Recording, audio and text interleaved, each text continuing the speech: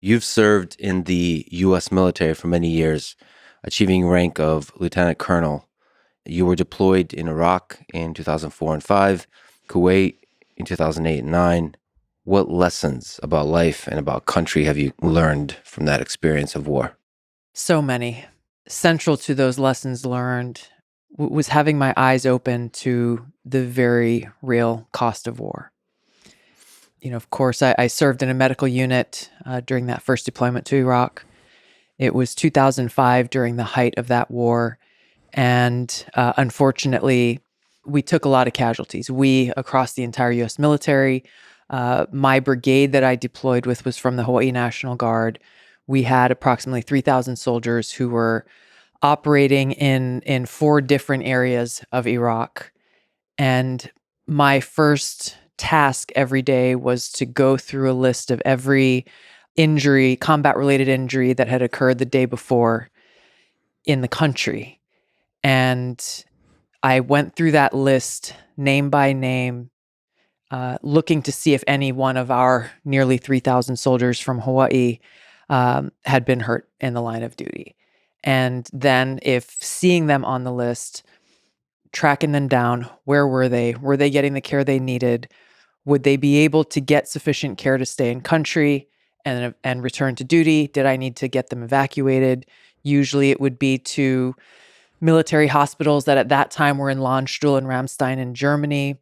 And then from there, getting them to either Brooke Army Medical Center, which is here in Texas, that specialized in burn-related injuries, or to Walter Reed, and tracking them and their care until they were finally home with their families. And it never became a routine task. It never became like, okay, cool, check the list, kind of dot the I's, cross the T's. It was that daily confrontation with the reality of the cost of war. Friends of mine were killed in combat. Experiencing firsthand that high human cost of war caused me, 20-something-year-old from Hawaii, I'd left my seat in the state legislature to volunteer to deploy with my brothers and sisters in my unit to Iraq. And so recognize the cost of war, I think, in two fundamental ways. Number one is the high human cost of war on our troops and on the people in the country where this war was being waged, and also the cost on American taxpayers. Seeing then back, again, 2005, and recognizing KBR Halliburton, one of the biggest defense contracting companies then, and I know that they are still very much in that business now. Dick Cheney being connected with that company at one point or another. But in our camp specifically, which was one of the larger ones in Iraq at that time, there wasn't anything that happened in our camp that didn't have the KBR Halliburton logo imprinted on it. We had a big shack-looking place where we ate our meals. They call it a dining facility, a DFAC in the military. And they served 4 meals a day. They brought in, and they being KBR Halliburton, they imported workers in from places like Nepal and Sri Lanka and the Philippines to come in and cook food and work at this dining facility. I got curious about how much it cost us as taxpayers.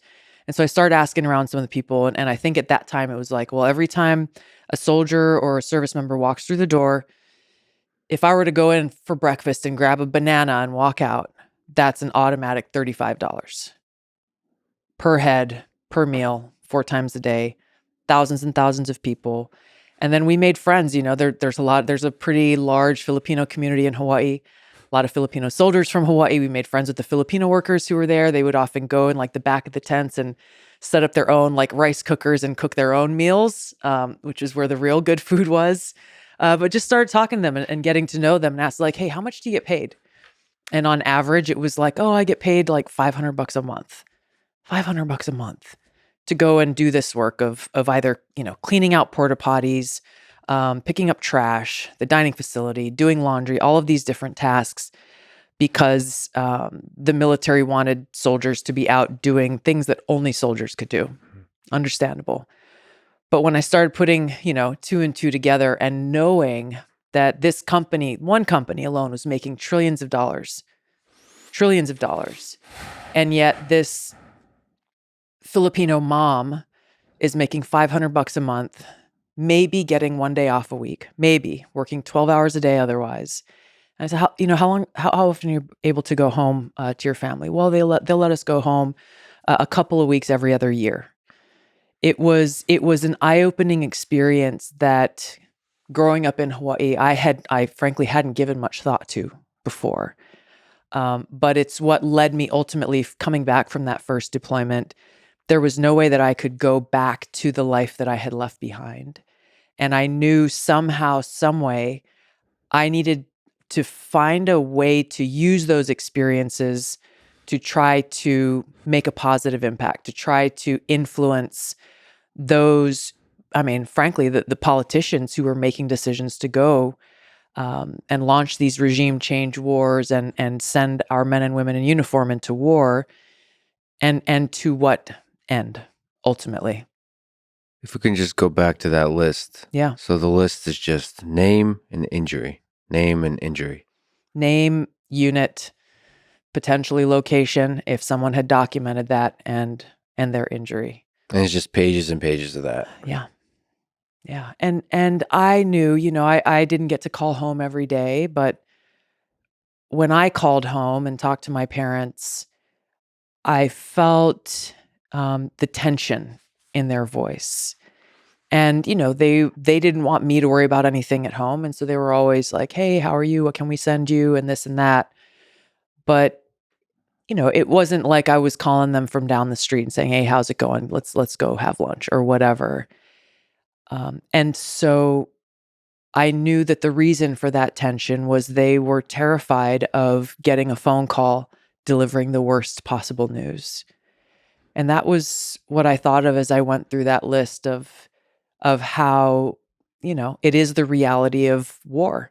Behind every one of those names on that list was, a husband or a wife, parents, sons and daughters, family members, who had no idea what we were dealing with, really. All they knew is what they saw in the news. And what my dad told me later when I got home after that deployment was that every time they saw the news and they saw a helicopter shot down or crashed or some IED, they held their breath until they saw or heard the news of who it was or what it was.